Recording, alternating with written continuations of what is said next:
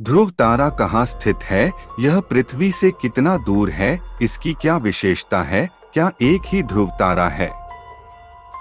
आइए जानते हैं। ध्रुव तारा की स्थिति उत्तरी गोलार्ध में 7 तारे मिलकर हल्के आकार का पैटर्न बनाते हैं, जिन्हें बिग डिपर कहते हैं।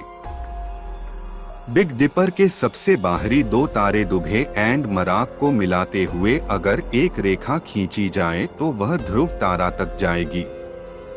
इसे ही पोलारिस या उत्तरी ध्रुव तारा कहते हैं। ध्रुव तारे का इतिहास। ध्रुव तारे को प्रकृति का सबसे बड़ा दिशा सूचक यंत्र माना जाता है। यद्यपि यह आसमान का सबसे चमकीला तारा नहीं है, तब भी सदियों से यह समुद्री यात्रियों और धरती के यात्रियों को दिशा दिखाता रहा है। 5 सदी पहले यूरोप के नाविकों को अटलांटिक महासागर पार कराने में ध्रुव तारे की महत्वपूर्ण भूमिका थी। ध्रुव तारा 3 तारों का एक समूह है जो उर्सा माइनर नक्षत्र मंडल में स्थित है।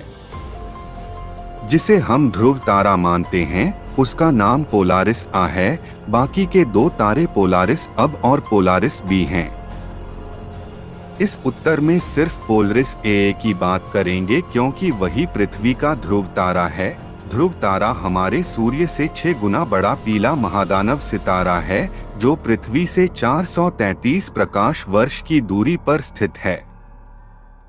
इसकी चमक 2500 सूर्यों के बराबर है। इसी से अंदाजा लगा सकते हैं कि यह कितना चमकदार सितारा होगा। वर्तमान का हमारा ध्रुव तारा हमेशा से इस पद पर नहीं था और ना ही पद पर बना रहेगा।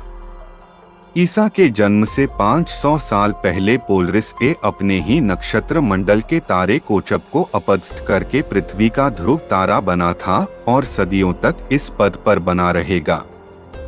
24 मार्च 2100 से ध्रुव तारा खिसकना शुरू करेगा और 3000 एडी में गैम्मा सल्फी एराई उत्तरी ध्रुव तारे के पद पर आसीन होगा और 7500 एडी तक इस पद को सुशोभित करेगा। बिग डिपर के सभी 7 सितारे ध्रुव तारे की परिक्रमा करते हैं। ध्रुव तारे की कहानी श्रीमद्भागवत पुराण में बहुत समय पहले राजा उत्तानपाद इस पृथ्वी पर राज करते थे। उन राजा की 2 पत्नियां थीं। एक दिन 5 वर्ष के बालक ध्रुव खेलते हुए आए और अपने पिता की गोद में बैठ गए। यह देखकर उनकी विमाता बोली, राजा की गोद में बैठने के लिए मेरी कोख से जन्म लेना था। बालक ध्रुव इस बात से बहुत अपमानित हुए और भगवान नारायण की शरण में चले गए।